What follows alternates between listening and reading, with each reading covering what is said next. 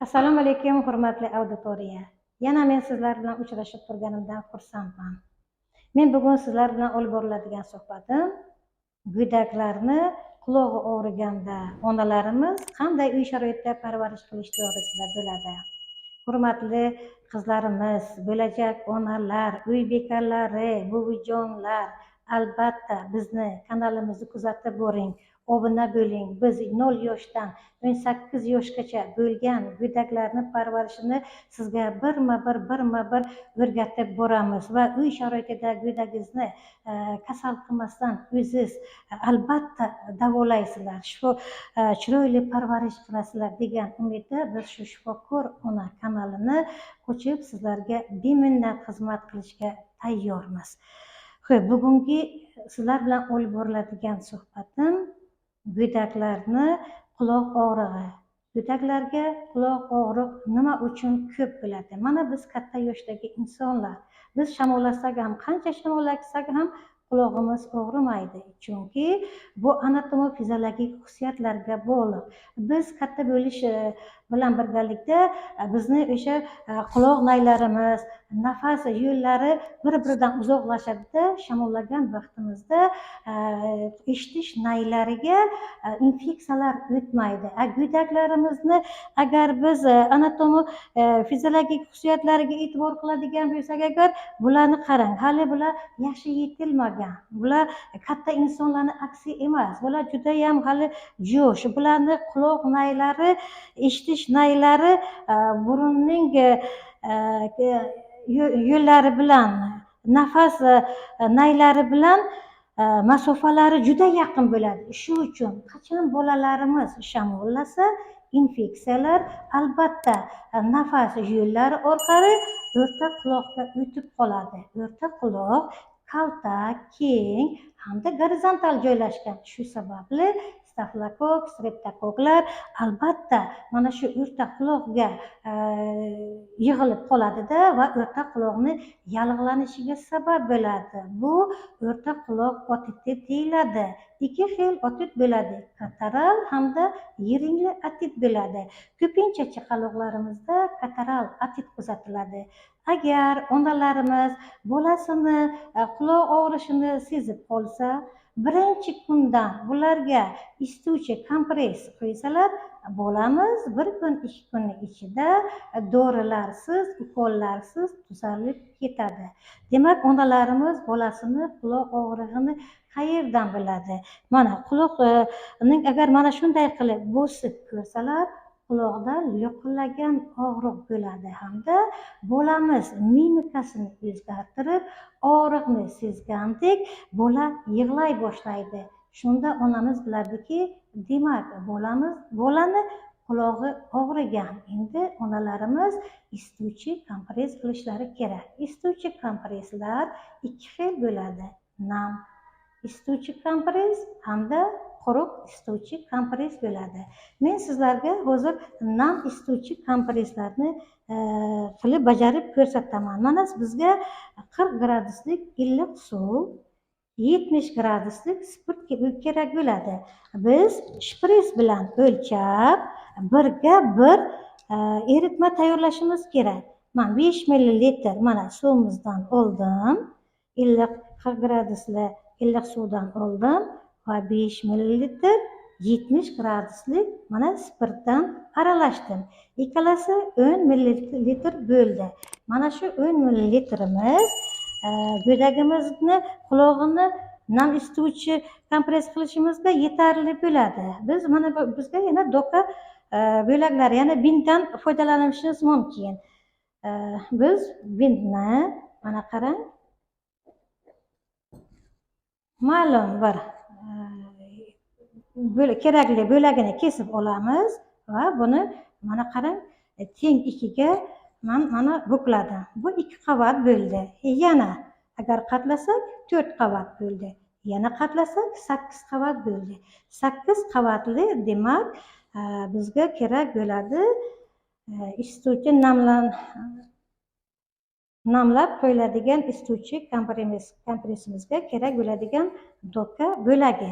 Men endi bolamizni qulog'ini mana qarang o'lchab ko'raman. Qulog'ini o'lchab ko'raman va xuddi shu suprasidek mana oysimon qilib kesib olaman.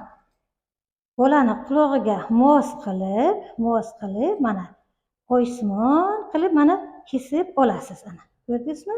Siz ham xuddi mana shunday qilib qo'yasiz. Endi bizga kerak bo'ladi selofan.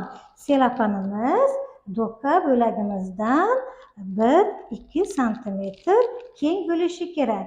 Chunki doka bo'lagini yopib turishi kerak. Shundagina issiqlikni yaxshi saqlaymiz. 3-4 soatgacha shu issiqlik saqlanadi mana qarang, xuddi shunday qilib. Endi selofanimizni ham biz oysimon qilib quloq suprasiga mos qilib mana qirqib olamiz.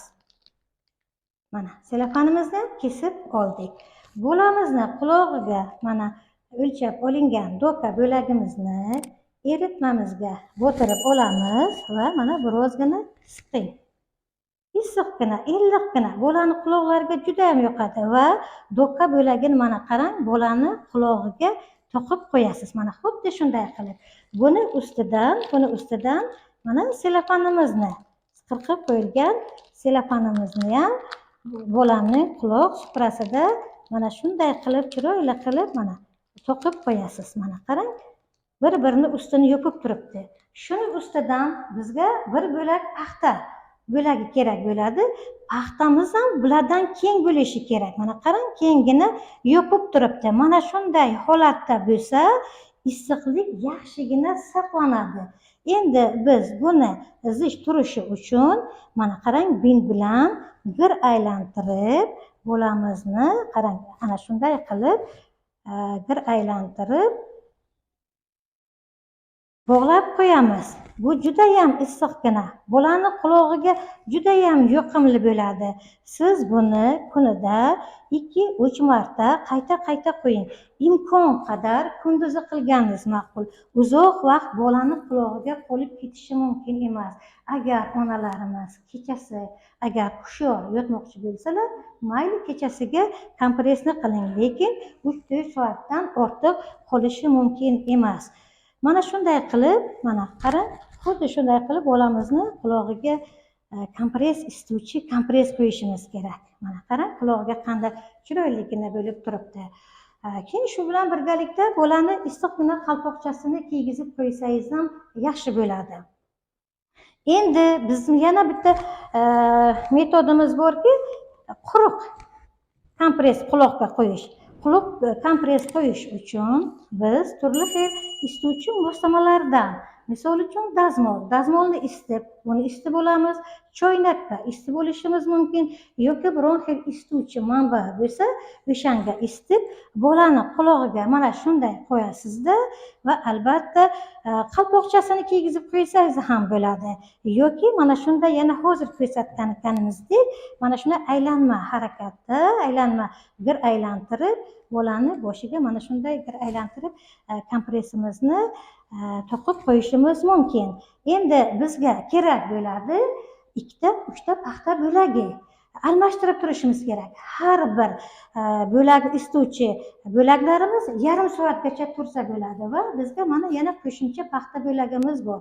Yana isitamizda bu kompressimizni olib, albatta bunisini joyiga mana almashtirib qo'yamiz. Ana shuni almashtirib tursak agar kunida 5-6 marta buni takrorlash kerak va ko'ribsizki, bolangiz hech qanday ukolsiz, dorisiz tuzalib qolibdi.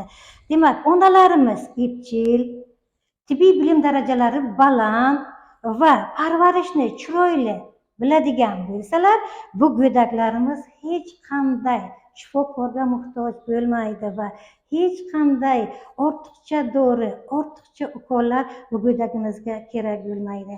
Aziz onajonlar, farzandingiz uchun albatta o'zingiz shifokor bo'lish kerak. Shifokor bo'lish uchun bizni kanalimizni doimiy kuzatib boring va sizga qanday savollar bor, qanday savollar sizlarni qiynayapti, albatta kommentariyaga yozib qoldiring. O'sha har bir savolingizni inobatga olib biz sizlarga video ko'rsatuvlar tayyorlab, albatta birma bir bola parvarishini o'rgatishga biz albatta tayyormiz.